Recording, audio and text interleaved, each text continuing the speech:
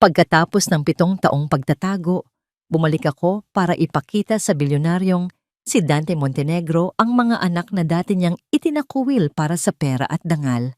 Pinanood ko siyang manginig sa gulat habang ipinamumukha ko ang katotohanan. Ang basurang pinalayas niya ay ina na ngayon ng kanyang tanging mga tagapagmana.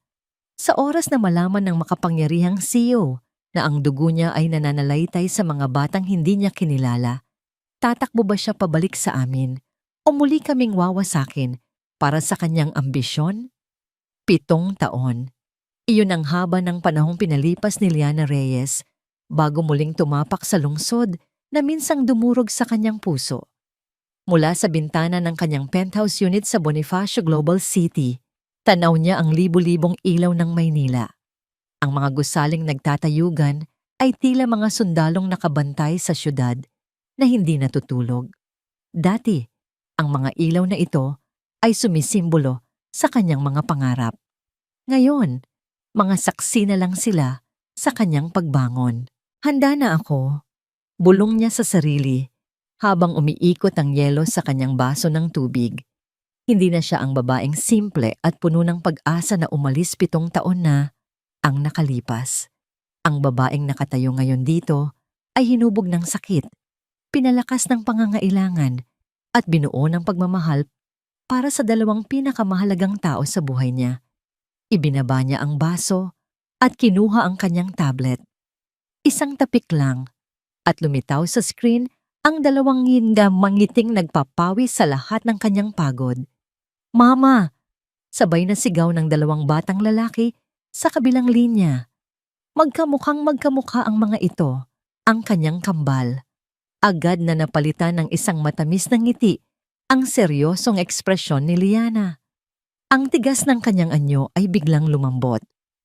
"Hello, my loves. How are my 2 favorite boys?" "We're good, Mama. Tito Ben bought us a new basketball," sabi ni Liam, ang mas bibo sa 2 habang ipinapakita ang hawak na bola. "I finished my drawing, Ma. It's for you," sabi naman ni Lucas, ang mas mahiyain, na ipinakita ang isang papel na may larawan ng isang babae at 2 batang lalaki na magkakahawak kamay sa tabi ng isang bahay. Isang mainit na kurot ang naramdaman ni Liana sa kanyang puso. Sila ang kanyang lakas. Sila ang dahilan kung bakit kinailangan niyang maging matatag. Ang lahat ng ginagawa niya ay para sa kanila. "That's beautiful, sweetie. I can't wait to see it in person. Be good boys, okay? Mama has a very important meeting today." "Okay, Mama. We love you," sabay nilang sabi. "I love you both more than anything," sagot niya, bago nagpaalam. Nang mawala ang mukha ng kanyang mga anak sa screen, unti-unting bumalik ang bakal na pader sa paligid ng puso ni Liana. Isinuot niya ang kanyang itim na blazer, sinuklay ang kanyang buhok na lampas balikat, at huling tiningnan ang sarili sa salamin.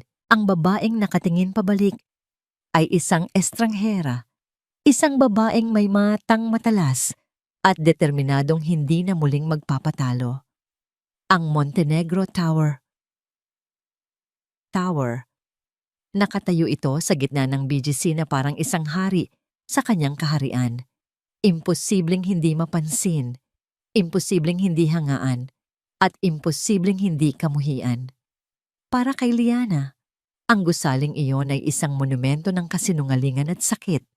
Ngunit ngayon, papasukin niya ito hindi bilang isang talunan, kundi bilang isang kapantay. Pumasok si Liana sa boardroom na puno ng kumpiyansa. Bawat hakbang niya ay may bigat at layunin. Ang lahat ng mga executive na nakaupo sa paligid ng mahabang mesa ay napatingin sa kanya. Karamihan ay mga lalaki. Lahat ay mas matanda sa kanya. Nakita niya ang pagtataka at kaunting pagdududa sa kanilang mga mata. Hindi niya sila pinansin. Inilapag niya ang kanyang gamit sa dulo ng mesa at tumayo ng tuwid. "Magandang umaga sa inyong lahat. Ako si Liana Reyes, kinatawan mula sa Zenith Ventures. Narito ako para ipakita ang aming panukala para sa proyektong ito." Walang paligoy-ligoy. Walang pag-aalinlangan. Sa sumunod na 30 minuto, si Liana ang nagmamay-ari ng kwartong yon. Ang kanyang boses ay kalmado, ngunit may kapangyarihan. Ang bawat salita niya ay pinag-isipan. Ang bawat datos na ipinakita niya ay hindi matatawaran. Pinatunayan niya kung bakit siya ang ipinadala ng kanyang kumpanya para sa napakahalagang partnership na ito. Nang matapos siya, sandaling katahimikan ang namayani bago sinundan ng palakpakan mula sa board members. Ngumiti siya ng tipid, isang ngiting profesional na hindi umabot sa kanyang mga mata. "Thank you, Miss Reyes. A very impressive presentation," sabi ng isang matandang lalaki na nasa gitna. "We just have one more person to wait for. He should be here any." Ang pagbukas ng pinto ng boardroom ang pumutol sa sasabihin ng lalaki. Lahat ay napalingon. At sa isang iglap, ang hangin sa baga ni Liana ay tila ninakaw. Pumasok ang isang lalaking matangkad, nakasuot ng isang mamahaling business suit na tila isinukat para lamang sa kanya. Ang kanyang presensya ay agad na pumuno sa silid. May dala itong awtoridad na nagpatahimik sa lahat. Ngunit hindi ang kapangyarihan niya ang nagpatigil sa mundo ni Liana. Ito ay ang kanyang mukha. Isang mukhang hindi niya nakita sa loob ng 7 taon, ngunit gabi-gabing bumibisita sa kanyang mga panaginip. Ang matangos na ilong, ang matalas na panga, ang mga matang madilim at malalim na parang kayang basahin ang kaluluwa ng sinuman. Nag-angat ito ng tingin mula sa kausap nitong assistant, at ang kanilang mga mata ay nagtagpo. 7 taon. 1,000 panalangin na sana ay hindi na sila muling magkita. 1,000,000 paghahanda para sa araw na ito. Pero walang kahit anong paghahanda ang sapat. Nanlamig ang kanyang mga kamay. May kung anong bumara sa kanyang lalamunan. Ang tibok ng kanyang puso ay umalingaw-ngaw sa kanyang tainga. Mas malakas pa sa katahimikan ng buong silid. Nakita niya ang pagbabago sa ekspresyon nito. Ang profesional na anyo ay biglang naglaho, napalitan ng purong pagkagulat. Ang mga mata nito ay nanlaki, at ang kanyang labi ay bahagyang bumuka. Para kay Liana, ang bawat segundo ay tila isang oras. Nakita niya ang pagkalito sa mga mukha ng ibang executive na nagpapalipat-lipat ng tingin sa kanilang dalawa. Ngunit ang tanging naririnig niya ay ang boses nito sa kanyang isipan. Ang parehong boses na nagsabi sa kanya 7 taon na ang nakalipas na walang puwang para sa kanya at sa kanilang anak sa buhay nito. At pagkatapos, ang boses na yon ay naging totoo, pamilyar, at mas malalim kaysa sa naaalala niya. Binasag nito ang katahimikan. "Liana, ikaw nga." Ang pangalan niyang binigkas nito ay tumama kay Dante Montenegro na parang isang malakas na sampal. Liana. Sa isang iglap, nawala ang mga board member, nawala ang bilyon-bilyong pisong proyekto, nawala ang bigat ng pagiging CEO ng Montenegro Tower. Ang tanging nakikita niya ay ang babaeng nakatayo sa dulo ng mesa. Ang babaeng 7 taon niyang sinubukang kalimutan, pero hindi kailanman nagtagumpay. Ang kanyang buhok, mas maikli na ngayon. Ang kanyang mga mata, mayroon pa ring parehong ningning, ngunit nababalutan na ng isang lamig na hindi niya kailanman nakita noon. Ang kanyang tindig, hindi na ang sa malambing na dalagang minahal niya, kundi sa isang reynang handang makipaggiyera. Bumalik lang si Dante sa realidad nang may tumikhim sa kanyang tabi. Doon niya napagtanto na lahat ng mata sa silid ay nasa kanilang dalawa. Ang kanyang assistant ay nag-aalalang nakatingin sa kanya. Agad na isinuot ni Dante ang kanyang maskara. Ang maskara ng isang CEO. Walang emosyon, walang bakas ng nakaraan. Itinuwid niya ang kanyang suit at naglakad patungo sa kanyang upuan sa kabisera ng mesa na para bang walang nangyari. "Pasensya na sa pagkahuli ko," sabi niya sa isang boses na kontrolado at walang bahid ng anumang pagkagulat. "May tinapos lang na importanteng tawag. Miss Reyes, tama ba? Ipagpatuloy ninyo." Nakita niya ang bahagyang pagkunot ng noo ni Liana. Kung nagulat man ito sa biglaang pagbabago ng kanyang kilos, hindi niya ipinakita. Sa halip tumangulang ito ng may parehong profesional na lamig. Tapos na po ako sa aking presentasyon, Mr. Montenegro. Ang paraan ng pagbigkas niya sa kanyang apelyido ay parang mga karayom na tumusok sa kanyang tainga. Formal, malayo. Sa natitirang bahagi ng pulong, si Dante ay isang perpektong imahe ng isang negosyante. Nagtanong siya tungkol sa mga numero. Kinuwestiyon niya ang mga proyeksyon. Ngunit ang totoo, ang isip niya ay lumilipad. Bawat kilos ni Liana, bawat salita niya, ay sinusuri niya. Paano nangyari ito? Bakit siya narito? At bakit? Sa lahat ng kumpanya sa mundo, sa kumpanya pa niya. Pagsisisi. Iyon ang salitang gumuguhit sa kanyang isipan. Isang pamilyar na pakiramdam na 7 taon na niyang kasama. Ngayon, heto't may mukha na ulit ito. Pagkatapos ng pulong, habang nag-aayos ng gamit si Liana, nilapitan niya ito. Miss Reyes? Tawag niya. Humarap ito sa kanya, walang emosyon. Mr. Montenegro, sumama ka sa opisina ko. May ilang bagay pa akong gustong linawin tungkol sa proposal. Nagtagal ng ilang segundo bago ito sumagot. Tila tinitimbang kung may paraan para makatanggi. Sa huli, tumango ito. Sige. Sa loob ng malawak niyang opisina na may tanawin ng buong syudad, ang tensyon sa pagitan nila ay halos nahihipo. Naupo si Liana sa silya sa harap ng kanyang mesa. Perpekto ang postura, naghihintay. Pinilit ni Dante na ituon ang kanyang atensyon sa mga papel sa kanyang harapan, pero ang gusto lang niyang gawin ay magtanong. Kumusta ka na? Saan ka nagpunta? Bakit ka umalis nang walang paalam? Ngunit alam niyang wala siyang karapatan. Ang 7 taon na forecast ninyo, simula niya, sinubukang gawing natural ang kanyang boses. Masyadong optimistiko. Anong basihan ninyo para sabihing magiging ganito kalaki ang paglago? Diretso siyang tiningnan ni Liana. Ang basihan namin ay ang aming track record sa nakalipas na 7 taon, Mr. Montenegro. Habang ang iba ay nananatili sa kanilang kinalalagyan, kami ay naghahanap ng paraan para lumago. Isang patama, direkta at matalas. Alam ni Dante na hindi lang ito tungkol sa negosyo. Hindi siya sumagot. Binuklat niya ang isa pang pahina. Gusto kong malaman ang lahat ng naging proyekto ninyo sa nakalipas na 7 taon. Kailangan kong makasiguro na kaya ninyong panindigan ang mga numerong ito. Nasa report na isinumite ko ang lahat ng impormasyong kailangan ninyo. Sagot nito, hindi natitinag. Kung wala na kayong ibang tanong na may kinalaman sa partnership, aalis na ako. Marami pa akong kailangang gawin. Tumayo na ito. Tinalo siya. Sa sarili niyang opisina, gabi na. Isang malaking pagdiriwang ang idinaos ng Montenegro Corp para sa mga potential investors. Ito ay isang gabi ng mga pekeng na nangiti at mga usapang negosyo na binalot sa alak at pagkain. At naroon si Liana. Nakatayo sa isang sulok, may hawak na baso ng champagne, kausap ang ilang business associates.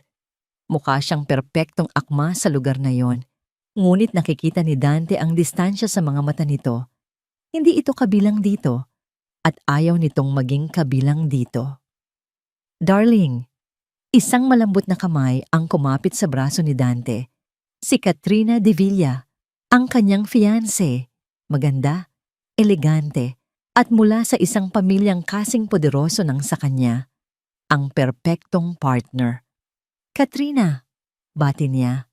Sinundan ni Katrina ang direksyon ng kanyang tingin at nakita si Liana. Isang bahagyang pagtaas ng kilay, ang tanging senyales ng pagkilala nito. So she's the one from Zenith. Mukhang bata pa siya para sa ganitong kalaking responsibilidad. She's more than capable. Sagot ni Dante, mas matigas kaysa sa kanyang intensyon. Ngumiti si Katrina, isang nangiting hindi umabot sa mga mata. Of course, the Montenegros only work with the best. Tumingin itong muli kay Liana. May kakaiba sa kanya, parang pamilyar. Hindi sumagot si Dante. Maya-maya, nakita niyang lumayo si Liana sa mga kausap nito at nagtungo sa isang mas tahimik na bahagi ng balkonahe. Kinuha nito ang kanyang telepono. Mula sa kinatatayuan ni Dante, hindi niya marinig ang sinasabi nito, pero nakita niya ang pagbabago sa mukha nito. Ang malamig na maskara ay nawala. Napalitan ito ng isang nangiting puno ng pagmamahal at lambing. Isang nangiting minsan ay para lamang sa kanya. Isang nasangiting akala niya ay hindi na niya muling makikita. May kung anong humila kay Dante. Kailangan niyang malaman kung sino ang nagpapangiti dito. Nang ganoon, nagpaalam siya kay Katrina at nagkunwaring kukuha ng inumin. Dumaan siya sa likuran ni Liana. Isang sulyap lang, mabilis. Ngunit sapat na yon. Sa screen ng telepono ni Liana, may larawan, isang wallpaper, dalawang batang lalaki, parehong nakangiti ng malapad, nag-aagawan sa isang bola ng basketball. At sa isang iglap, huminto ang paghinga ni Dante. Ang mga mata ng mga bata, ang hugis ng kanilang mga ngiti. Para siyang tumingin sa isang salamin na nagpapakita ng kanyang sarili noong siya ay bata pa. Imposible. Bumalik siya sa tabi ni Katrina, ngunit ang isip niya ay naiwan sa balkonahe.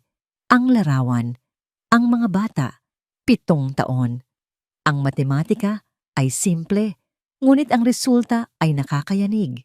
Hindi maaari. Pero paano kung ang pagdududa ay isang maliit na binhi na itinanim sa kanyang isipan? At sa gabing iyon, nagsimula itong mag-ugat. Nang makauwi siya sa kanyang tahimik na penthouse, ang tanging naririnig niya ay ang malakas na kabog ng kanyang dibdib. Kinuha niya ang kanyang telepono at tinawagan ang kanyang pinagkakatiwalaang tao, ang kanyang hepe ng seguridad at personal na investigador. Ricardo, sabi niya nang sagutin nito ang tawag. Sir Dante, gabi na po. Hindi niya ito pinansin. May ipapagawa ako sa'yo. Isang pangalan, Liana Reyes.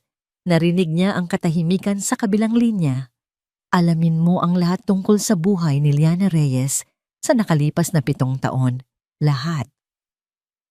Ang mga mata ni Dante Montenegro, iyon ang unang naiisip ni Liana pagkagising niya sa umaga at ang huling imaheng gumugulo sa kanya bago siya matulog. Ang mga matang iyon, puno ng pagkagulat noong una, pagkatapos ay naging mapanuri, mapanghusga.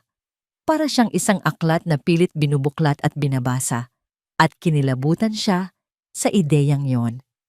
Sa mga sumunod na araw, ang pakiramdam na yon ay lalong lumala. May isang itim na sasakyan na palaging nasa likod ng kanyang kotse tuwing papasok siya sa opisina. May isang lalaking hindi pamilyar na laging nagkakape sa coffee shop sa tapat ng kanyang building. Maaring nagkataon lang, maaring paranoid lang siya. Pero alam ni Liana sa kaibuturan ng kanyang puso na hindi. Kilala niya kung paano gumalaw si Dante. Kapag may gusto siyang malaman, hindi siya titigil hanggat hindi niya nakukuha iyon. At ngayon, malinaw na ang atensyon nito ay nasa kanya. Ang tanging magagawa niya ay maging mas maingat. Ang tanging panalangin niya ay matapos na ang proyektong ito para makabalik na siya sa Cebu, sa payapang buhay na binuo niya para sa kanyang mga anak. Ngunit tila kumikilos ang tadhana o si Dante laban sa kanya. Liana, pinapatawag ka ni Mr. Montenegro. May emergency meeting daw tungkol sa budget allocation, sabi ng kanyang assistant sa Manila isang hapon. Napatingin si Liliana sa orasan. 5:00 na ng hapon. Ito ang oras para sa video call nila ni Liam at Lucas. Ito ang kanilang sagradong oras. Hindi ba pwedeng bukas na lang? Tanong niya. Pilit pinapakalma ang sarili. He insisted. Nakasaad daw sa contract na a month prior to the project launch, all key personnel must be available for immediate consultation. Isang legal na paraan para ikulong siya. Napakuyom si Liana ng kanyang kamao sa ilalim ng mesa. Wala siyang nagawa kundi pumasok sa boardroom. Naroon si Dante, seryosong nakatingin sa mga papel na para bang ang pulong na iyon ang pinakaimportante sa buong mundo. Sa loob ng 2 oras, pinag-usapan nila ang mga numerong paulit-ulit na nilang tinalakay. Walang bago, walang emergency. Habang nagsasalita si Dante, nag-vibrate ang telepono ni Liana sa kanyang bulsa. 1 beses, 2, 3. Alam niyang ang mga anak niya na yon. Naisip niya ang malulungkot na mukha ni Liam at Lucas, naghihintay sa tawag ng kanilang ina na hindi dumating. Isang matinding galit ang nagsimulang umakyat sa kanyang dibdib. Galit hindi lang para sa sarili niya, kundi para sa kanyang mga anak na nadadamay sa gulong ito. Kinaumagahan, hindi na siya nakatiis. Inabangan niya si Dante sa labas ng opisina nito. "Mr. Montenegro," sabi niya. Ang kanyang boses ay malamig at kontrolado. Tumingin ito sa kanya, bahagyang nagulat. "Miss Reyes, may kailangan ka?" "Gusto ko lang linawin ang isang bagay," diretsong sabi ni Liana. "Narito ako para sa isang professional na dahilan. Gagawin ko ang trabaho ko sa abot ng aking makakaya. Pero umaasa ako na mananatiling professional din ang pakikitungo mo sa akin." Tinaasan siya nito ng kilay. "I don't understand. May nagawa ba akong hindi professional?" Ang pagtawag ng walang kwentang pulong para lang masira ang personal kong oras ay hindi profesional. Matigas niyang sabi. "May buhay ako sa labas ng kumpanyang ito, Mr. Montenegro, at pinahahalagahan ko yon." Hindi ito nakasagot agad. Tinitigan siya nito na para bang may hinahanap sa kanyang mga mata. At pagkatapos, isang tipid na ngiti ang sumilay sa mga labi nito. Isang nangiting nagpatindig ng lahat ng balahibo sa kanyang batok. "Bakit? May tinatago ka ba, Liana?"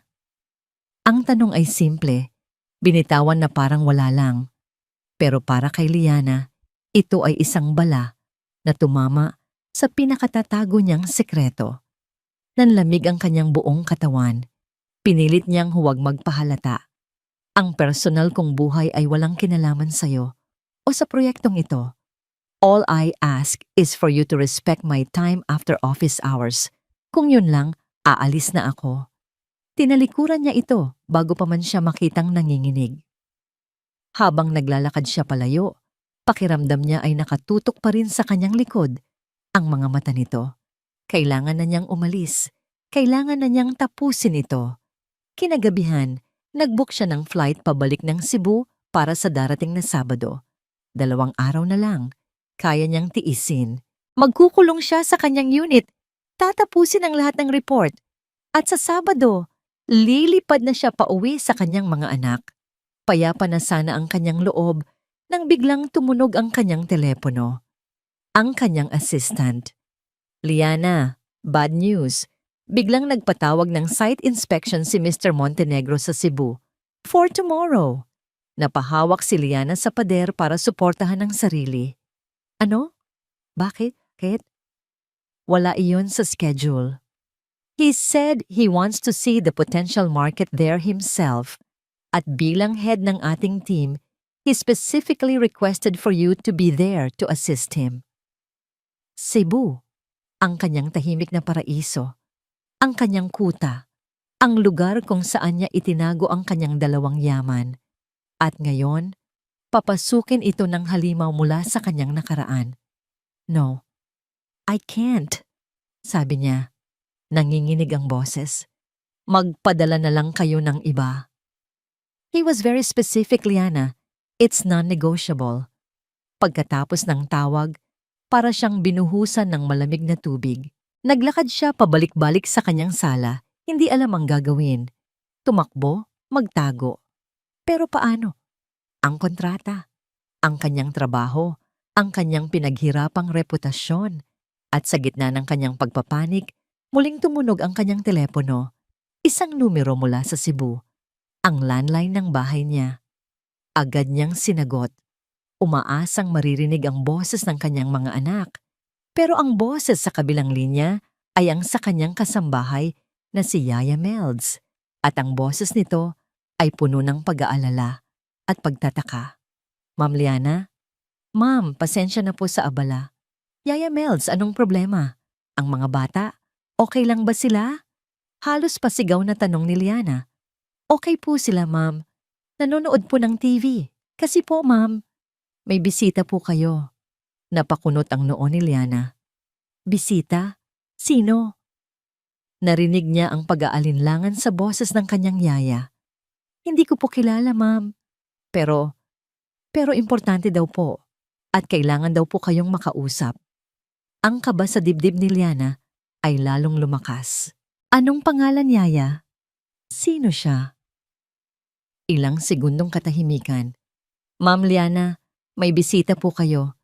Nagpakilala siyang Dante Montenegro. Ang mga salita ni Yaya Melds ay parang kidlat na tumama sa pinakabuod ng pagkatao ni Dante. Dante Montenegro. Hindi siya nagkamali ng dinig.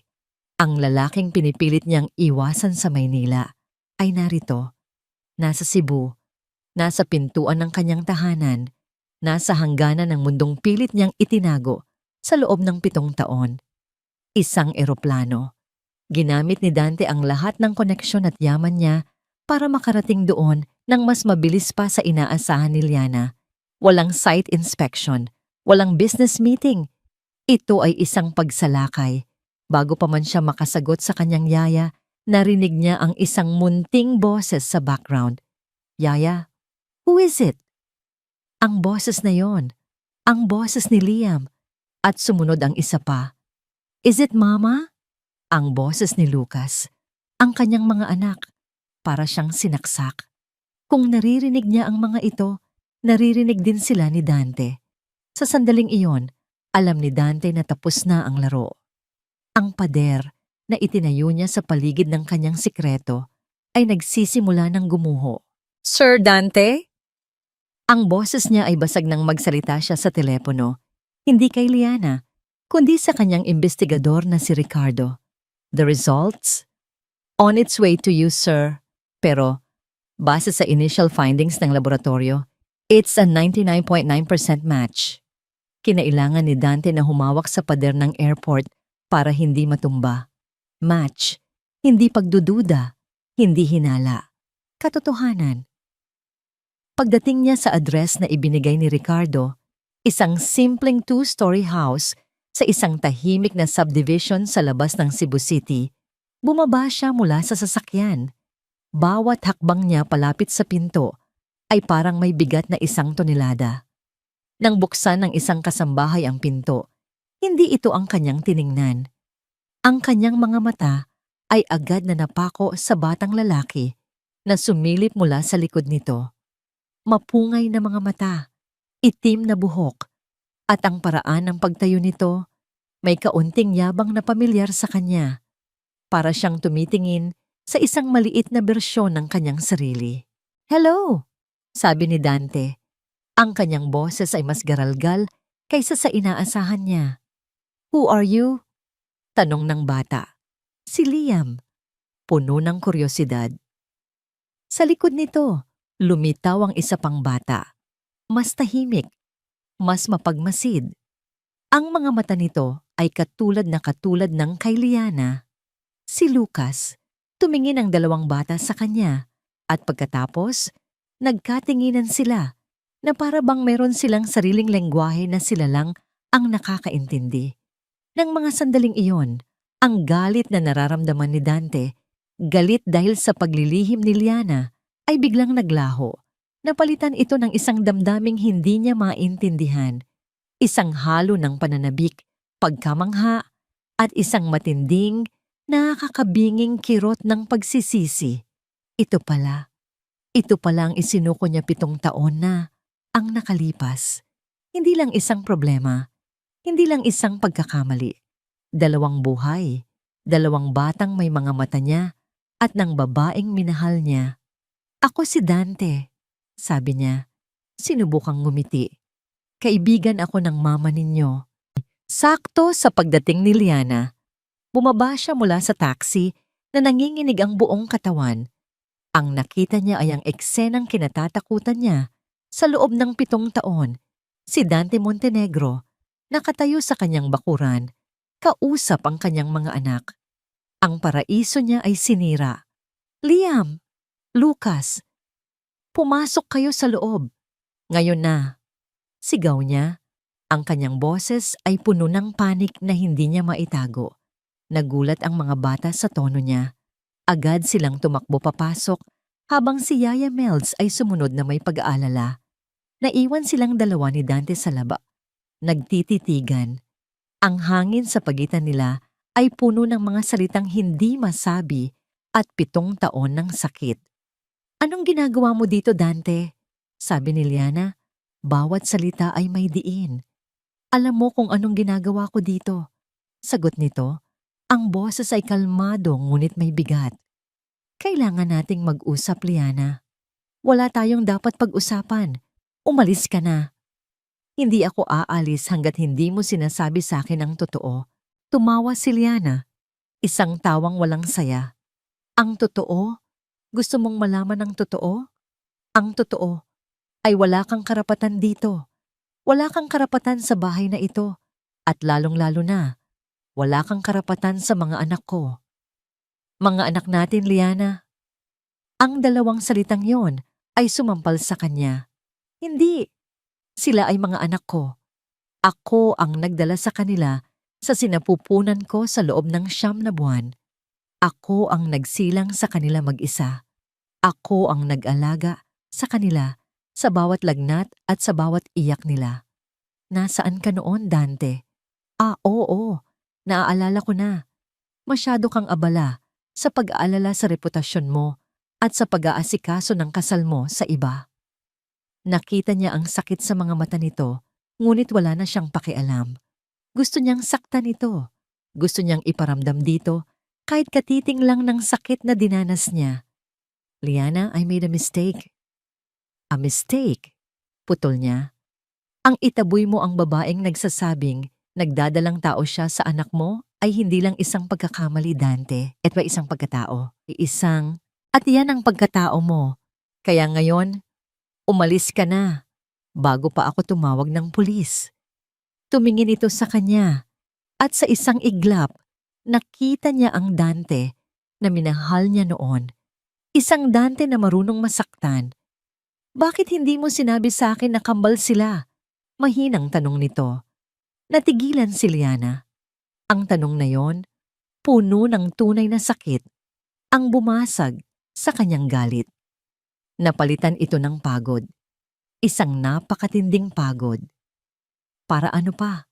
Sagot niya. Ang boses ay pagod na. Para dalawa ang ipapalaglag mo sa akin. Tinalikuran niya ito at pumasok sa bahay. Nilak ang pinto. Sumandal siya dito at doon na bumuhos ang mga luhang kanina pa niya pinipigilan. Sa labas, nanatiling nakatayo si Dante. Rinig niya ang mahinang paghikbi ni Liana mula sa loob. Tumingala siya sa bintana sa ikalawang palapag at nakita niya ang dalawang maliliit na mukha na sumisilip mula sa kurtina. Ang kanyang mga anak. Mga anak na hindi alam na ang lalaking nasa labas ay ang kanilang ama. Tumalikod si Dante at naglakad pabalik sa kanyang sasakyan. Ngunit bago siya sumakay, yumuko siya at may dinampot sa damuhan. Isang maliit na suklay na may disenyong asul na kotse. Siguradong nahulog ng isa sa mga bata kanina. Hinawakan niya ito nang mahigpit sa kanyang palad. Hindi pa ito tapos.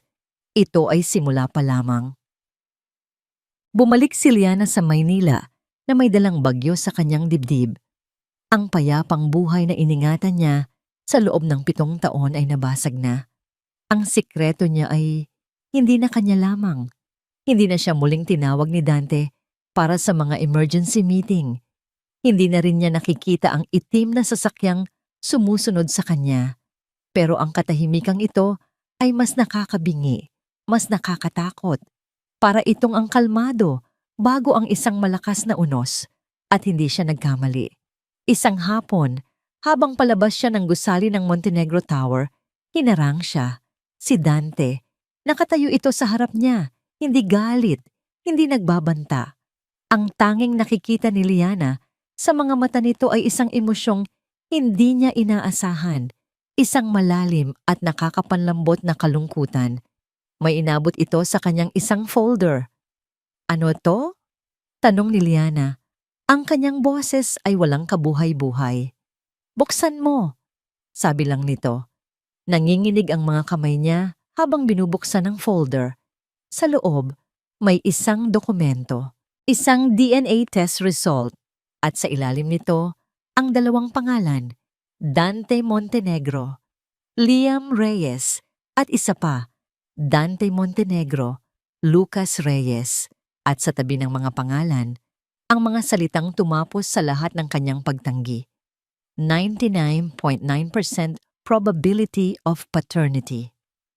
Anak ko sila, Liana.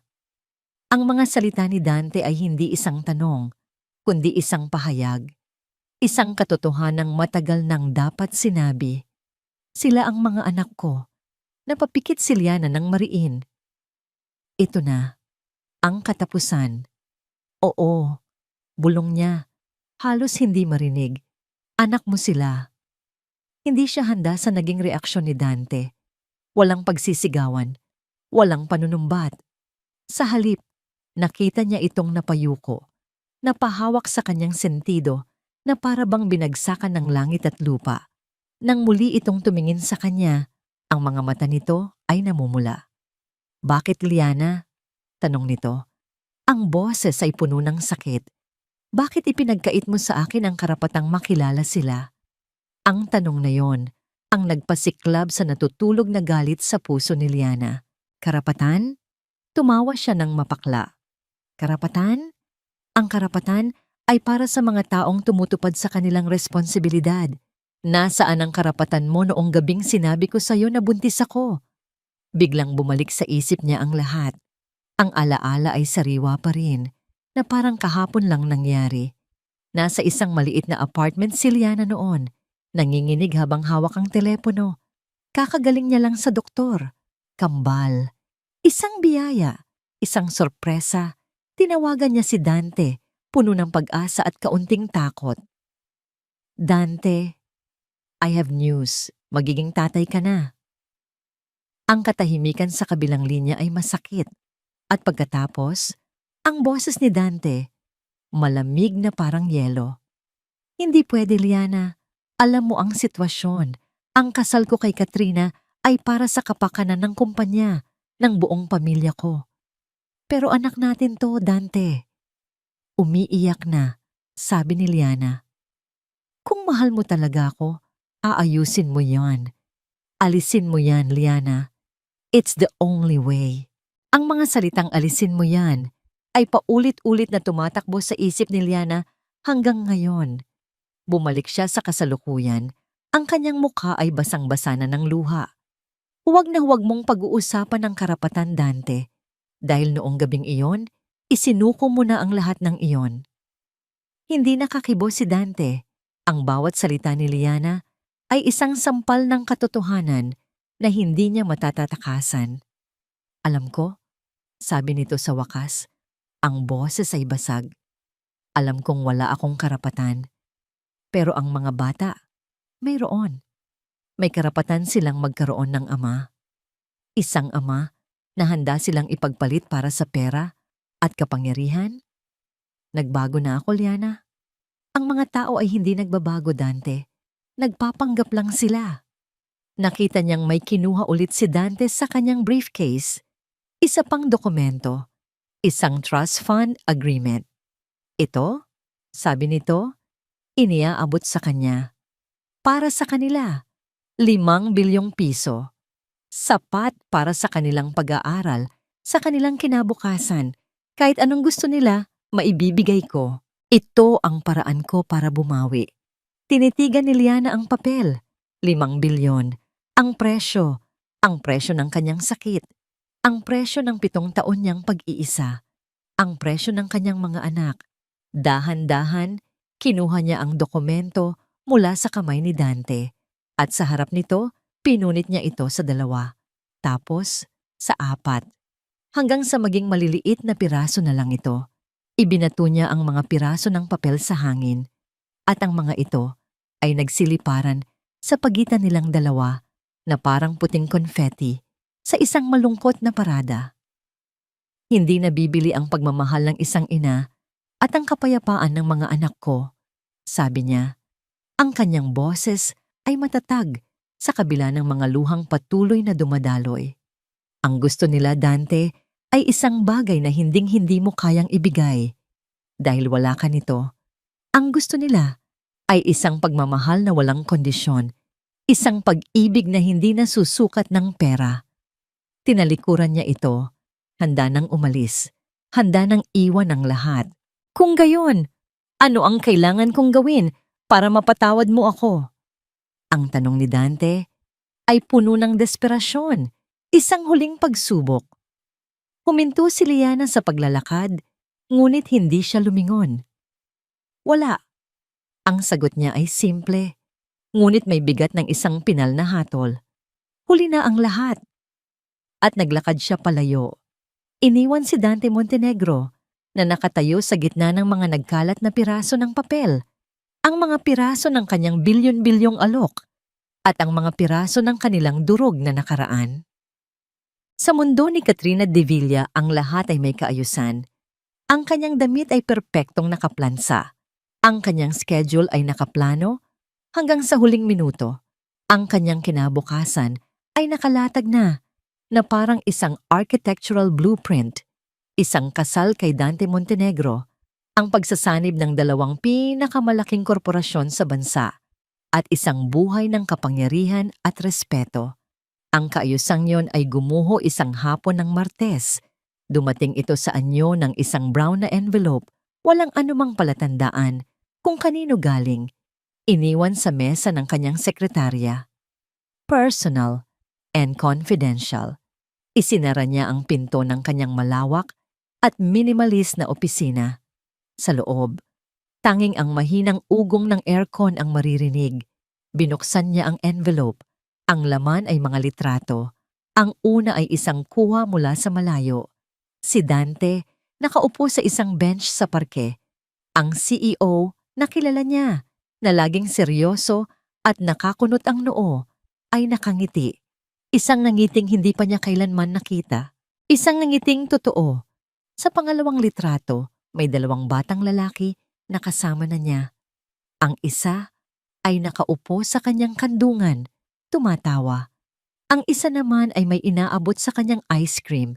At sa pangatlong litrato, isang babae ang lumapit. Si Liana Reyes. Inabutan nito ng panyo si Dante para punasan ng tsokolate sa gilid ng bibig nito. Ang eksena ay simple, ordinaryo. Isang perpektong larawan ng isang masayang pamilya. Nabitawan ni Katrina ang mga litrato. Ang mga ito ay nahulog sa kanyang mamahaling puting sahig na parang mga tuyong dahon. Selos, ito ay isang damdaming hindi pamilyar sa kanya. Ang selos ay para sa mga taong kulang, at si Katrina de Villa ay hindi kailanman nagkulang sa kahit ano. Ngunit ang apoy na biglang nagliyab sa kanyang dibdib ay hindi maikakaila. Kinuha niya ang mga litrato at tinitigan muli ang mga bata, ang mga mukha nila. Bigla niyang naalala ang sinabi ni Dante sa party. She's more than capable. Ang pagtatanggol nito kay Liana, ang kakaibang tingin nito sa babae, ang pagkawala nito sa sarili.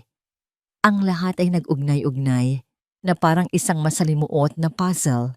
Hindi siya nag-aksaya ng panahon. Dinala niya ang mga litrato at nagmaneho papunta sa Montenegro Tower. Hindi na siya nagpa-appointment. Dire-diretso siya ngang pumasok sa opisina ni Dante. Ang kanyang mga takong ay lumilikha ng matatalim na tunog sa sahig.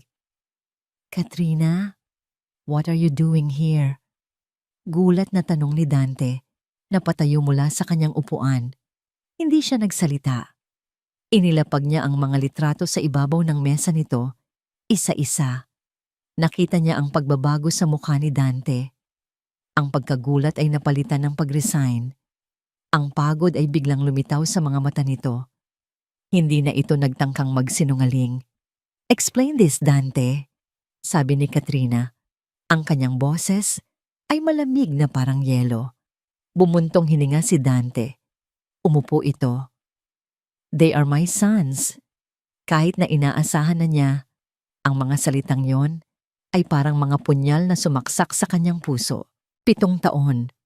7 taon silang engaged. 7 taon niyang inilaan ang sarili sa paghahanda para sa kanilang kinabukasan. At sa lahat ng panahong iyon, may sikreto itong ganito kalaki. And her? Tanong niya. Itinuro ang mukha ni Liana. She's their mother. Ang babae mula sa nakaraan mo. Ang babaeng dahilan kung bakit kinailangan pa nating hintayin ang tamang panahon para magpakasal, sabi ni Katrina, puno ng pang-uuyam. Ang galing mong magtago, Dante. Ang galing niyong magtago. Katrina, listen. No, you listen. Sa unang pagkakataon, tumaas ang boses ni Katrina. May kasunduan tayo, Dante. Ang mga pamilya natin, may kasunduan. Pinlano na ang lahat ng ito. Alam ko, mahinang sabi ni Dante. Tumingin ito sa kanya. At sa mga mata nito, nakita ni Katrina ang isang bagay na mas masakit pa sa katotohanan. Awa. At iyon na nga ang problema. Ang lahat ay laging plano. Ang lahat ay laging negosyo. I'm tired of it. Huminga ito ng malalim. I can't marry you, Katrina. Not anymore. Iyon na iyon, ang hatol, ang pagtatapos ng kanyang perpektong plano, ang pagbagsak ng kanyang mundo. Natahimik si Katrina.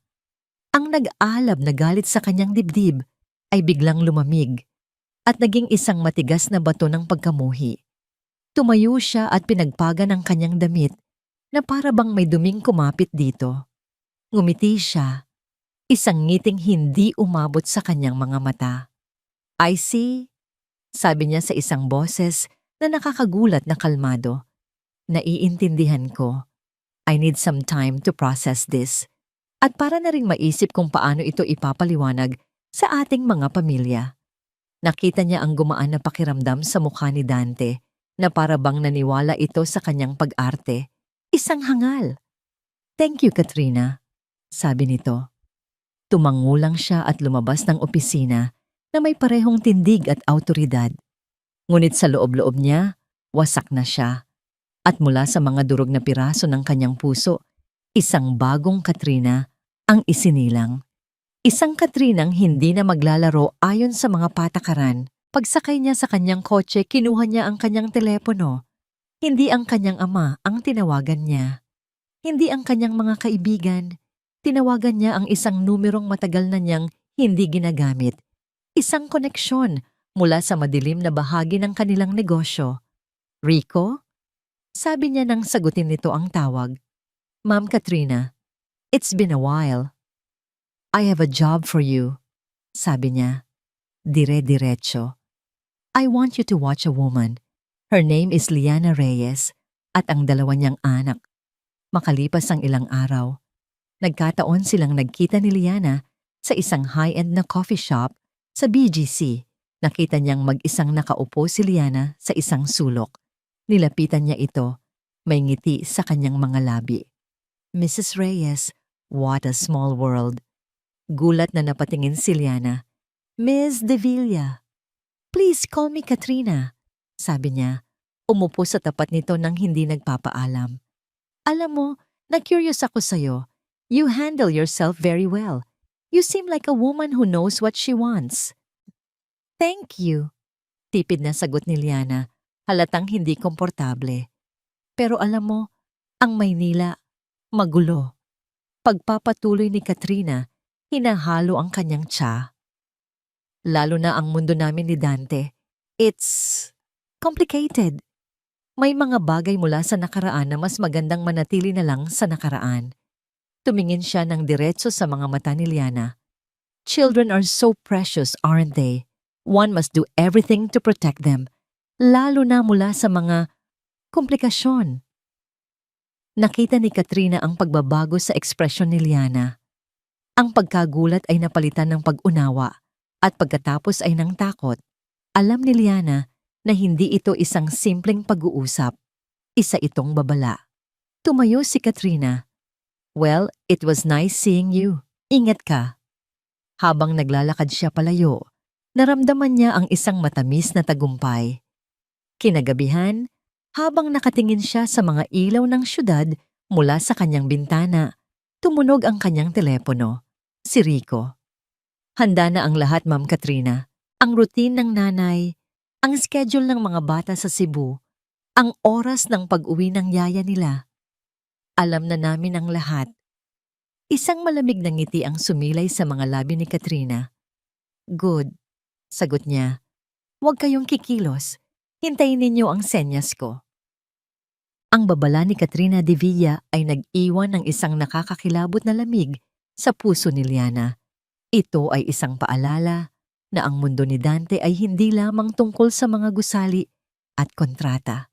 Ito ay isang gubat na puno ng mga aninong handang manakit. Ang unang instinct ni Liana ay ang tumakbo. Iuwi ang mga bata sa Cebu, tapusin ang proyekto sa lalong madaling panahon at burahin muli ang Maynila sa kanyang buhay. Ngunit ang ginawa ni Dante ay ang kabaligtaran ng kanyang inaasahan. Matapos ang araw na pinunit ni Liana ang trust fund agreement, nawala ang Dante na mapilit at demanding. Napalitan ito ng isang aninong matiyagang nagmamasid mula sa malayo. Nagsimula ito sa isang Sabadong umaga. Dinala ni Liana ang kambal sa Maynila para sa isang weekend. Naisip niyang mas ligtas kung malapit sila sa kanya. Isinali niya si Liam sa isang munting basketball clinic sa isang parke sa BGC. Habang abala siya sa panonood, may nahagip ang kanyang mga mata sa kabilang dulo ng court, si Dante. Nakatayo lang ito roon, hindi lumalapit, nakasuot ng simpleng polo shirt at maong. Malayo sa karaniwan nitong business suit. At sa kamay nito, may hawak itong isang malaking kartulinang puti na may nakasulat na mga salitang halatang sulat kamay. Go, Liam! Napakunot ang noo ni Liana. Isang bilyonaryong CEO, nakatayo sa ilalim ng araw. May hawak na handmade banner na para bang isa siyang ordinaryong ama. May isang bahagi sa kanya na gustong mainis. Pero may isa pang bahagi, isang maliit at traidor na bahagi na nakaramdam ng kurot sa puso. Nakita ni Liam si Dante. Sa halip na magtaka, isang malapad na ngiti ang sumilay sa labi ng bata. Ikinaway nito ang kamay at si Dante ay kumaway pabalik. Sa sumunod na tira ni Liam, pumasok ang bola. Nagdiwang ang bata at lumingon agad ito sa direksyon ni Dante na itinaas ang banner ng may ngiti. Hindi ito nakaligtas sa mga mata ni Liana. Kinabukasan, habang nasa kondo sila, abala si Lucas sa pagbuo ng kanyang bagong model airplane. Pero sa isang maling galaw, nabali ang isang pakpak. Nakita ni Liana ang pagkadismaya sa mukha ng kanyang tahimik na anak. Sinubukan niyang ayusin ito, pero lalo lang lumala. Maya-maya, may kumatok sa pinto. Ang security ng kondo may dalang isang maliit na kahon. Pinapabigay po, ma'am, mula kay Mr. Montenegro. Pagbukas niya, laman nito ay isang kompletong set ng pandikit at maliliit na gamit para sa pag-aayos ng mga modelo. Nagdadalawang isip si Liana, pero nakita niya ang umaasang tingin ni Lucas. 5 minuto ang lumipas, muling may kumatok. Si Dante na mismo. Nakita ko sa lobby na may delivery para sa'yo. Sabi nito na parang nagkataon lang. I used to build models like that when I was a kid. Baka makatulong ako. Bago pa man makatanggi si Liana, kinuha na ni Lucas ang kamay ni Dante at hinila ito papasok.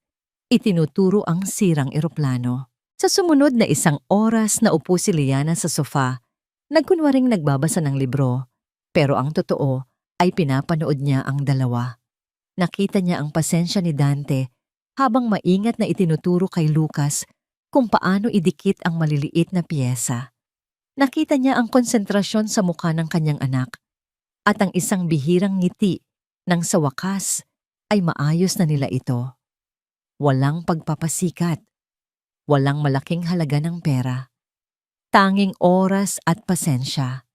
Ipinakikita ni Dante ang isang panig nito na matagal nang kinalimutan ni Liana na mayroon pala ito Ang pader sa paligid ng kanyang puso, na akala niya ay gawa sa bakal, ay nagsimulang magkaroon ng mga bitak. Ang pinakamatinding pagsubok ay dumating isang Miyerkules ng gabi. Galing silang tatlo sa isang children's party ng kaklase ng kambal. Habang pauwi, biglang bumuhos ang isang napakalakas na ulan at sa gitna ng EDSA biglang umusok ang makina ng sasakyan ni Liana. Nasiraan siya. Sinubukan niyang tumawag ng tulong pero walang signal. Ang mga sasakyan ay bumubusina sa paligid nila. Nagsisimula ng matakot ang kambal sa loob. "Mama, I'm scared," sabi ni Lucas. Niyayakap ang kanyang kapatid. "It's okay, babies. Mama will fix this," sabi ni Liana, kahit na siya mismo ay nagsisimula ng magpanik. At sa gitna ng malakas na ulan at magulong trapiko, isang itim na SUV ang huminto sa kanilang likuran. Bumukas ang pinto at isang lalaking may dalang payong ang lumabas at tumakbo palapit sa bintana niya. Si Dante. Binuksan ni Liana ang bintana. "Anong ginagawa mo dito?" "Nakita ko ang kotse mo. Halik kayo. Lumipat na kayo sa sasakyan ko. Delikado dito. Ako na ang bahala rito," sabi nito. Ang boses ay kalmado at puno ng awtoridad. Walang nagawa si Liana kundi sumunod. Inalalaya ni Dante ang mga bata na makalipat. Sinisigurong hindi sila mababasa. Nang silang lahat ay nasa loob na ng mainit at tuyong sasakyan, ang tanging maririnig ay ang malakas na patak ng ulan sa bubong. Habang nagmamaneho si Dante, tahimik lang ang lahat. Si Liam ay nakatulog na sa pagod. Si Lucas naman ay nakatingin lang sa labas, pinapanood ang mga ilaw na dumadaan. Naramdaman ni Liana ang isang kakaibang kapayapaan. Sa loob ng sasakyang iyon, sa gitna ng bagyo, pakiramdam niya ay ligtas sila. Kumpleto. Biglang nagsalita si Lucas. Ang munting boses nito ay bumasag sa katahimikan. Hindi ito nakatingin sa kanila, kundi sa refleksyon nila sa bintana. "Tito Dante." "Yes, Lucas?" Sagot ni Dante. Ang tingin ay nasa daan. "Pwede ka po bang maging papa namin?" Ang tanong na yon, dala ng inosenteng puso ng isang bata, ay humampas kay Liana na parang alon. Napahawak siya ng mahigpit sa manibela ng sarili niyang emosyon. Sumulyap siya sa rearview mirror. Nakita niya ang mukha ni Dante. Nakita niya ang sakit sa salitang tito. Nakita niya ang biglaang pananabik at pag-asa sa mga mata nito. Isang tahimik na pagsusumamo na naghihintay sa kanyang sagot. Sa unang pagkakataon sa loob ng 7 taon, sa tanong na dapat ay simple lang sagutin ng hindi, si Liana Reyes ay hindi makasagot. Ang katahimikan na sumunod sa tanong ni Lucas ay mas mabigat kaysa sa malakas na buhos ng ulan sa labas. Si Dante, sa unang pagkakataon, ay hindi alam ang sasabihin. Isang simpleng tanong mula sa isang bata, ang naglantad sa lahat ng kanyang pagkukulang. Ang tanging nagawa niya ay tignan si Liana sa pamamagitan ng rearview mirror, naghihintay ng sagot ng kahit anong senyales. Ngunit si Liana ay nanatiling tahimik hanggang sa makarating sila sa tapat ng kanyang kondo. Habang natutulog na ang kambal sa kanilang mga silid, alam ni Dante na ang gabing iyon ay hindi pa tapos. At tama siya. Kinabukasan isang tawag ang gumising sa kanya. Isang tawag na 7 taon na niyang kinatatakutan. Ang kanyang ina, si Doña Elara Montenegro. "Nakarating sa akin ang isang nakakabahalang balita, Dante." Ang boses ng kanyang ina ay malamig at matalas. Walang anumang bahid ng pagmamahal. May isang babae mula sa nakaraan. At may mga bata. Walang silbi ang pagtanggi. Ang kanyang ina ay may mga mata at tainga sa lahat ng sulok ng Maynila. "Ma, I can explain." "Walang dapat ipaliwanag." Putol nito. "Ang dapat mong gawin ay ayusin ang gulong ito. Ang alyansa natin sa mga Devilla ang bumubuhay sa kumpanya. Huwag mong hahayaang sirain niya. Iyan ng isang pagkakamali mula sa nakaraan." "Hindi sila pagkakamali." Matigas na sagot ni Dante. Ang kanyang boses ay naglalaman ng isang tapang na ngayon lang niya natagpuan laban sa kanyang ina. Sila ang mga anak ko. Narinig niya ang isang matalim na paghinga mula sa kabilang linya. Kung gayon, lalo mong dapat protektahan ang pangalan ng pamilya. Kakausapin ko ang babaeng yan. Aayusin ko ito. Huwag ma. Huwag mo siyang gagalawin. Nagbabantang sabi ni Dante. Ako ang haharap dito. This is my responsibility. Responsibilidad. Tumawa ang kanyang ina. Isang tawang walang kagalakan. Ang responsibilidad mo ay sa pangalang Montenegro at gagawin ko ang lahat para siguraduhing hindi mo yan makakalimutan. Ibinaba nito ang tawag. Isang masamang premonisyon ang bumalot kay Dante. Kinabukasan, natanggap ni Liana ang isang imbitasyon. Hindi ito isang simpleng text o tawag. Isang engraved na card ang inihatid sa kanyang opisina. Isang imbitasyon para sa isang pananghalian mula kay Elara Montenegro sa isang pribadong silid sa pinakamahal na restaurant sa syudad. Alam ni Liana na hindi ito isang simpleng paanyaya, isa itong pagpapatawag. Dumating siya sa restaurant na handa. Nakasuot siya ng isang simpleng pero eleganteng damit. Ang kanyang buhok ay maayos na nakatali. Hindi siya magmumukhang kawawa. Hindi siya magpapakita ng takot. Nakaupo na si Doña Elara sa loob ng silid. Ang kanyang puting buhok ay perpektong nakaayos. Ang kanyang mga alahas ay simple, ngunit nagkakahalaga ng milyon-milyon. Ang kanyang presensya ay nagpapalamig sa buong silid. Miss Reyes, bati nito, hindi man lang ngumiti. Salamat sa pagdating. Mrs. Montenegro, sagot ni Liana.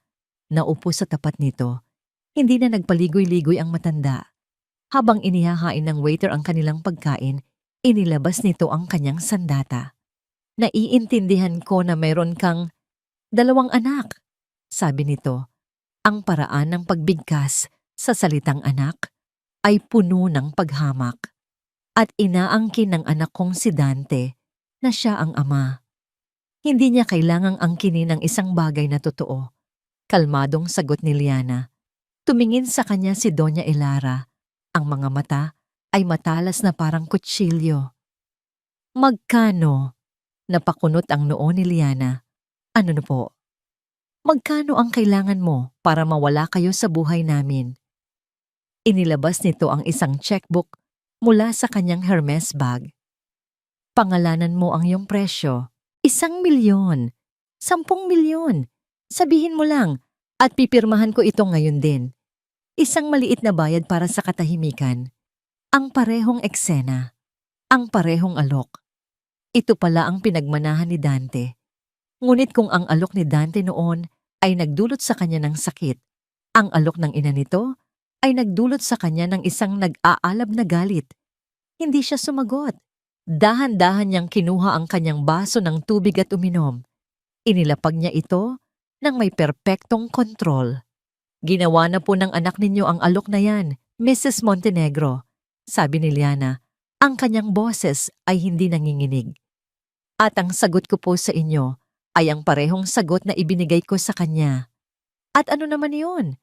May paghamak na tanong ng matanda. Ang mga anak ko po ay hindi ipinagbibili. Isang malamig na ngiti ang sumilay sa labi ni Doña Elara. Lahat ng tao ay may presyo, Hija. Baka hindi pa lang natin nahahanap ang tamang halaga para sa'yo. May mga bagay po sa mundo na hindi kayang bilhin ng pera ninyo. Matatag na sabi ni Liana. Pasensya na po, pero nawalan na ako ng ganang kumain. Tumayo si Liana. Ang kanyang dignidad ay buo. Bago ako umalis, dagdag niya, nais ko lang pong linawin ang isang bagay. Hindi ko po hinabol ang anak ninyo. Siya po ang bumalik sa buhay namin. At sa pagkakataong ito, hindi na ako tatakbo. Poprotektahan ko ang mga anak ko. Kahit na ang ibig sabihin niyon ay ang banggain ang isang pamilyang kasing poderoso ng sa inyo. Tinalikuran na niya ito. Ngunit bago pa siya makalabas ng pinto, narinig niya ang huling salita ng matanda. Mga salitang binitawan na may kasamang yelo at lason. Kung hindi kita madadaan sa pakiusap, idadaan kita sa paraan na pagsisisihan mo. Ang pagbabanta ni Doña Elara ay nag-iwan ng isang permanenteng anino ng takot sa isip ni Liana. Bawat sasakyang dumadaan, bawat hindi pamilyar na mukha ay nagdudulot sa kanya ng kaba. Dahil dito, nagdesisyon siyang manatili muna sa Maynila kasama ang kambal, kung saan mas marami siyang kontrol sa kanilang seguridad. Sa gitna ng tensyon, si Dante ay naging isang hindi inaasahang kanlungan. Ang dating aroganteng CEO ay naging isang taong handang maghintay, handang patunayan ang sarili sa pamamagitan ng maliliit na gawa. At unti-unti, ang puso ni Liana ay nagsimulang maniwala na marahil posible ang pagbabago. Isang Biyernes ng hapon, habang abala si Liana sa paghahabol ng isang deadline, tumawag si Dante. "Liana," sabi nito sa kabilang linya. Ang boses ay malumanay. "Alam kong pagod ka na. Halos 1 linggo ka nang nag-overtime. Hayaan mo naman akong tulungan ka." "Anong ibig mong sabihin?" tanong ni Liana habang minamasahe ang kanyang sentido. "Hayaan mong ako na ang sumundo sa mga bata mula sa kanilang art class. Idadaan ko sila sa paborito nilang pizza place. Bibigyan kita ng kahit 3 oras para sa sarili mo. Magpahinga ka. Maligo ka ng matagal. Gawin mo ang kahit anong gusto mo. I promise, I'll take good care of them." Nag-alinlangan si Liana. Ang tiwala ay isang bagay na mahirap ibalik kapag nasira na. Pero nakita niya ang sinseridad sa mga kilos ni Dante sa mga nakaraang linggo. At higit sa lahat, pagod na talaga siya. "Sige," pumayag siya sa wakas. "Pero Dante, mag-ingat kayo. Please." "I will." Mabilis na sagot nito. "They're my world, Liana. Hindi ko sila pababayaan." Nang sunduin ni Dante ang kambal, isang ngiti ang sumilay sa kanyang mga labi. Ang makita ang excitement sa mga mukha ni Liam at Lucas habang tumatakbo ang mga ito palapit sa kanya ay isang pakiramdam na hindi kayang tumbasan ng kahit anong yaman sa mundo. "Tito Dante," sigaw ni Liam. "Papa." Ang biglang lumabas sa bibig ni Lucas bago ito nahiya at nagtago sa likod ng kanyang kapatid. Isang mainit na pakiramdam ang bumalot sa puso ni Dante sa salitang yon. Lumuhod siya para maging kapantay nila. "Hey champs! Ready for some pizza?" "Yes!" sabay nilang sigaw. Masaya silang umalis, 3 mag-aama, na para bang ito ang pinaka-natural na bagay sa mundo.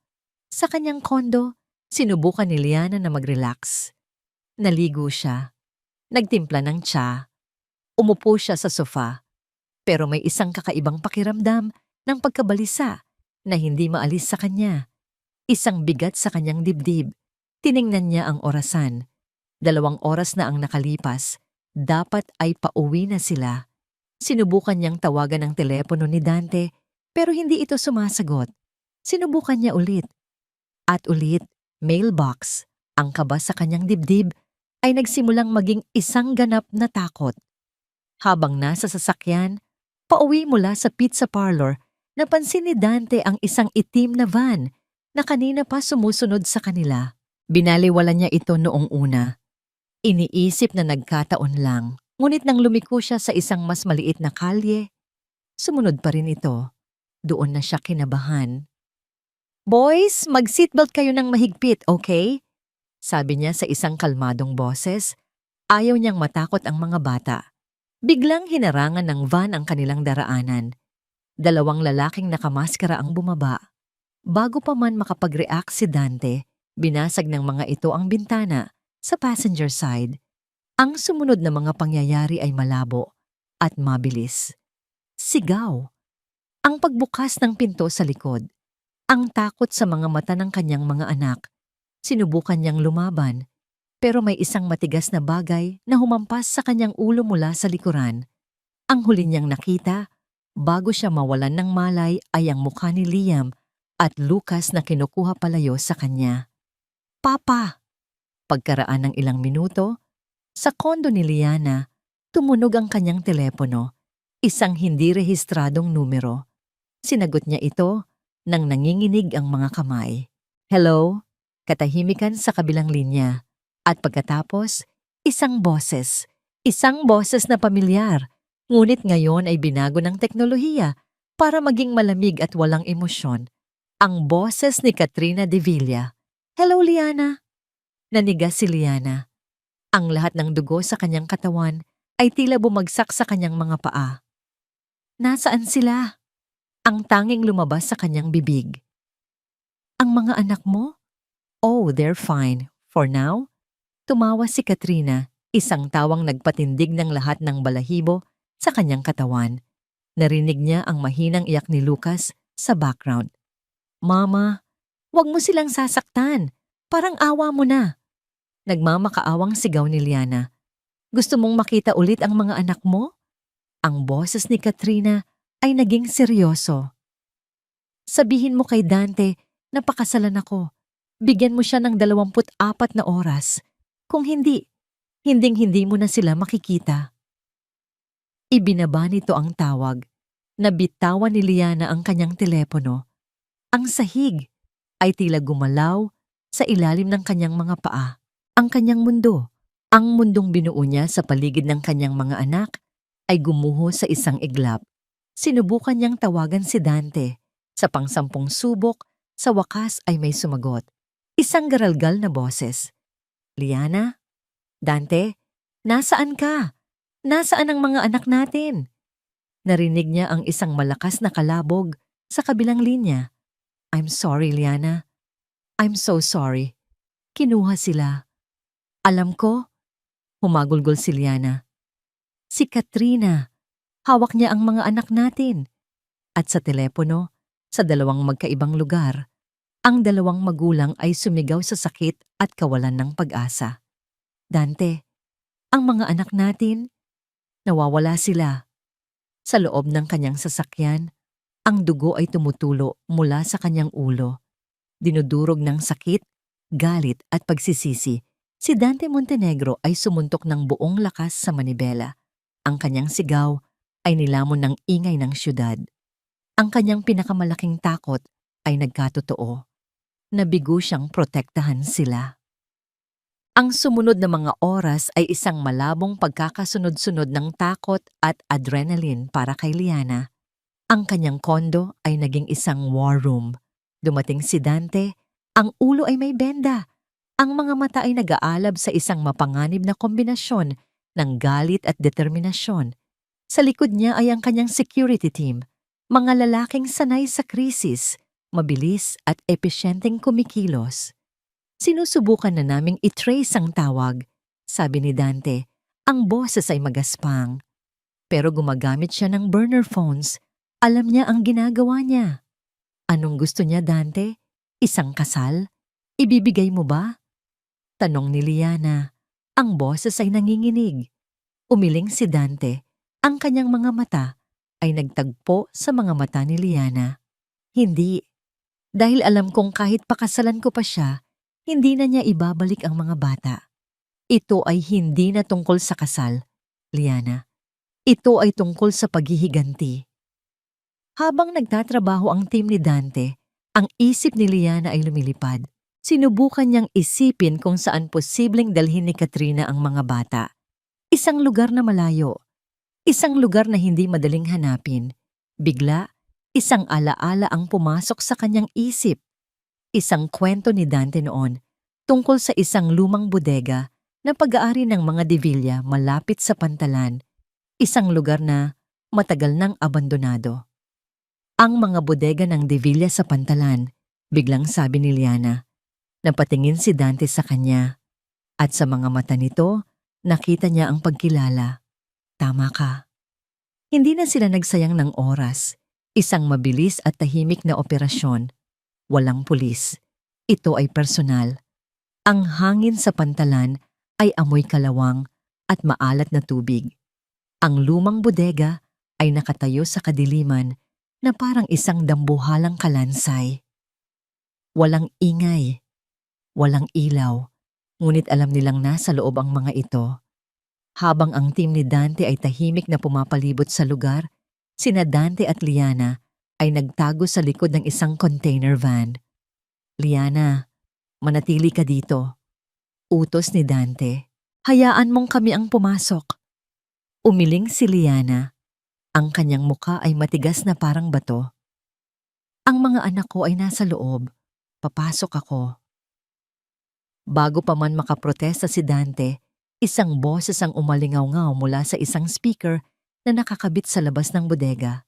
Dante, darling, alam kong nandyan ka na. Ang boses ni Katrina nakakakilabot sa artipisyal na katahimikan. Pumasok kang mag-isa. Kung hindi, malalaman mo kung gaano kabilis mag-apoy ang lumang lugar na ito. Nanlamig si Liana, isang bitag. Tumingin si Dante sa kanyang mga tauhan at pagkatapos ay kay Liana. Kailangan kong pumasok. Sasama ako. Hindi, masyadong delikado. Wala akong pakialam. Bago pa man sila magtalo, ang malaking pinto ng bodega ay dahan-dahang gumulong paitaas, sapat lang para makapasok ang isang tao. Ang oras mo ay tumatakbo, Dante, sabi ng boses ni Katrina. Hinalikan ni Dante si Liana sa noo. Manatili ka dito. Babalikan ko kayo. Pangako. At bago pa man makasagot si Liana, pumasok na ito sa kadiliman. Sa loob, ang tanging ilaw ay mula sa ilang emergency lights na nagbibigay ng isang mapulang kulay sa buong lugar. Sa gitna nakaupo si Katrina sa isang silyang bakal na parang isang reyna sa kanyang wasak na trono. Sa likod niya, sina Liam at Lucas ay magkayakap sa isang sulok, binabantayan ng dalawang malalaking lalaki. Mama, sigaw ni Liam nang makita ang anino ng kanilang ama. Dante, sabi ni Katrina, may isang baliw na ngiti sa kanyang mga labi. Sa wakas, dumating ka sa sarili nating kasal. Katrina, pakawalan mo na ang mga bata, sabi ni Dante. Ang kanyang boses ay kalmado sa kabila ng nag-aalab na galit. Wala silang kasalanan dito. Tumawa si Katrina. Wala. Sila ang kasalanan. Sila ang buhay na patunay ng kasinungalingan mo. Tumayo ito at naglakad palapit sa kanya.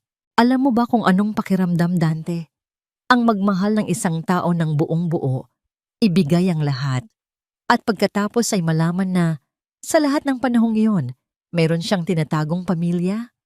Katrina, hindi mo naiintindihan. Ako ang hindi nakakaintindi. Sigaw nito, ang kanyang kalmadong anyo ay biglang nabasag. Alam mo ba kung ano pa ang mas masakit? Ang malaman na hindi ito ang unang pagkakataon na may itinago ka sa akin. Napakunot ang noo ni Dante. Anong sinasabi mo? Naaalala mo ba? 8 taon na ang nakalipas? Ang boses ni Katrina ay naging isang mapait na bulong. Bago pa dumating si Liana, ang gabing iyon sa Tagaytay, ang gabing sinabi mong, mahal mo ako. Nanlaki ang mga mata ni Dante. Naalala niya, pagkatapos ng gabing iyon, Dante, may nangyari, may nabuo. Humikbi si Katrina. Magiging tatay ka na rin sana noon. Magkakaroon sana tayo ng sarili nating anak. Natigilan si Dante. Ang hangin ay tila ninakaw mula sa kanyang baga. Pero ang iyong perpektong ina, pagpapatuloy ni Katrina, ang bawat salita ay puno ng lason. Si Doña Elara Montenegro ay nalaman ito. Hindi pa daw tamang panahon. Makakasira daw sa mga plano. Kaya pinilit niya ako. Dinala niya ako sa isang doktor. At hindi na niya natapos ang sasabihin. Napagulgol na lang siya. Inalis nila sa akin ang anak ko. Dante, ang anak natin. Ang revelasyon ay parang isang pagsabog sa loob ng bodega. Sa labas, si Liana, na hindi nakatiis at sumunod, ay narinig ang lahat sa pamamagitan ng isang maliit na siwang. Ang kanyang galit kay Katrina ay biglang nabahira ng awa. Gusto ko lang maranasan mo ang sakit na dinanas ko. Umiiyak na sabi ni Katrina. Gusto kong malaman mo kung anong pakiramdam ang mawalan ng anak. Sa gitna ng emosyonal na kaguluhan, isang spark mula sa isang sirang kable ng ilaw ang tumalsik at tumama sa isang tumpok ng mga lumang karton na puno ng langis. Sa isang iglap, ang isang maliit na apoy ay naging isang nagngangalit na pader ng apoy. Nagsigawan ng mga bata sa takot. Ang mga tauhan ni Katrina ay nagpanik at nagsitakbuhan, ngunit si Katrina ay nanatili lang doon, nakatingin sa apoy na para bang iyon ang sagot sa lahat. Hindi nag-isip si Dante. Ang tanging nasa isip niya ay ang kanyang mga anak. "Liana!" Sigaw niya, alam niyang nasa labas ito. "Ilabas mo sila pag nakalabas na kami." Ibinigay niya ang kanyang tiwala kay Liana at tumakbo siya papunta sa direksyon ng kambal. Hindi alintana ang mga nagbabagsakang debris at ang nakakapasong init. Niyakap niya ang dalawang bata. Tinatakpan sila ng kanyang katawan. "Don't worry. Papa's here! Papa's here!" Habang tumatakbo sila palabas, nakita niya si Katrina. Nakatayo pa rin. Ang mukha ay naiilawan ng apoy. Isang trahedyang imahe ng nasirang pag-ibig. Sa huling sandali, lumingon ito sa kanya at sa mga mata nito, wala ng galit. Tanging kalungkutan. "Paalam, Dante." Inihatid ni Dante ang mga bata sa ligtas na mga kamay ni Liana. At sa sandaling iyon, isang malaking bahagi ng bubong ang bumagsak kung saan nakatayo si Katrina. Niyakap ni Liana ang kanyang nanginginig na mga anak. Sa kanilang likuran, nilalamon ng apoy ang bodega at ang lahat ng madidilim na sikreto sa loob nito. Nakita niyang bumagsak si Dante sa kanyang mga tuhod, sugatan at pagod. Ngunit bago ito mawalan ng malay, ang huling salitang lumabas sa kanyang bibig ay ang pangalan ni Liana. Ang amoy ng antiseptiko at ang mahinang ritmikong tunog ng heart monitor ang pumalit sa amoy ng usok at sigawan. Ang puting kulay ng ospital ang pumalit sa nakakasilaw na pula ng apoy. Ngunit para kay Liana, ang kaba sa kanyang dibdib ay nanatili. Nakatayo siya sa labas ng pribadong silid ni Dante. Pinapanood ito sa pamamagitan ng salamin sa pinto. Natutulog ito. Ang katawan ay puno ng mga benda para sa mga paso na natamo nito. Ang mukha nitong laging mukhang malakas at kontrolado ay ngayon ay maputla at mahina. "Mama, is Papa going to be okay?" Tanong ni Lucas. Ang munting kamay nito ay mahigpit na nakahawak sa laylayan ng damit ni Liana. Yumuko si Liana at niyakap ang kanyang dalawang anak. Ang trauma ng nakaraang gabi ay bakas pa rin sa kanilang mga mata, ngunit ang mahalaga ay ligtas sila. "Yes, baby. Papa is very strong. He's just resting." Ang salitang Papa, hindi na ito tunog banyaga sa kanyang pandinig. Pagkatapos ng gabing iyon, pagkatapos makita ang walang pag-aalinlangang pagsasakripisyo ni Dante, ang salitang iyon ay nagkaroon na ng karapatang mamutawi sa bibig ng kanyang mga anak. Sa sumunod na mga araw, ang ospital ang naging kanilang mundo. Sa umaga, inihahatid ni Liana ang mga bata sa isang malapit na play therapy center para tulungan silang iproseso ang kanilang pinagdaanan. At sa buong maghapon, siya ay nasa tabi ni Dante. Pinupunasan niya ang noo nito. Inaayos ang kanyang mga unan. Kinakausap niya ito kahit natulog ito. Ibinubulong ang mga salitang dapat sana ay matagal na niyang sinabi. Isang hapon, habang hawak niya ang kamay ni Dante, tahimik siyang nagsalita. "Alam mo, Dante, sa loob ng 7 taon, binuo ko ang isang pader sa paligid ng puso ko. Gawa sa galit, sa sakit, sa pride. Akala ko, iyon ang magpoprotekta sa akin, sa amin ng mga bata. Pero kagabi, habang pinapanood kitang tumakbo, papasok sa apoy na yon nang walang pag-aalinlangan. Lahat ng pader na yon ay gumuho. Huminga siya ng malalim, pinipigilan ang mga luha. Nakita ko kung sino ka talaga, hindi ang CEO, hindi ang tagapagmana. Nakita ko ang isang ama, at nakita ko ang lalaking minahal ko noon." Pinisil niya ang kamay nito. "Kaya kung naririnig mo ako, gusto ko lang sabihin na pinapatawad na kita. Pinapatawad na kita sa lahat." Pagod na siya sa galit. Pagod na siyang magdala ng mabigat na nakaraan. Ang tanging gusto na lang niya ay ang yakapin ang katahimikan ng kasalukuyan at ang pag-asa ng hinaharap para sa sarili niya, para sa mga anak niya, at para sa lalaking nasa harapan niya. Sa ikatlong araw, dinala niya ang kambal para bisitahin ito. Maingat silang pumasok sa silid. Papa, bulong ni Liam, lumapit sa gilid ng kama. Hinawakan ni Lucas ang kamay ni Dante na walang benda. Papa, we brought you drawings, sabi nito. Ipinapakita ang isang papel na may larawan ng 4 na stick figures na magkakahawak kamay sa ilalim ng isang bahaghari. Sa itaas, nakasulat ang mga salitang, "Get well soon, Papa. You are our superhero." At sa sandaling iyon, dahan-dahang gumalaw ang mga daliri ni Dante sa ilalim ng hawak ni Lucas. Dahan-dahan, iminulat nito ang kanyang mga mata. Malabo pa ang kanyang paningin, ngunit ang unang hinanap ng kanyang mga mata ay hindi ang kisame o ang bintana, kundi ang babaeng nakatayo sa tabi ng kanyang kama, si Liana.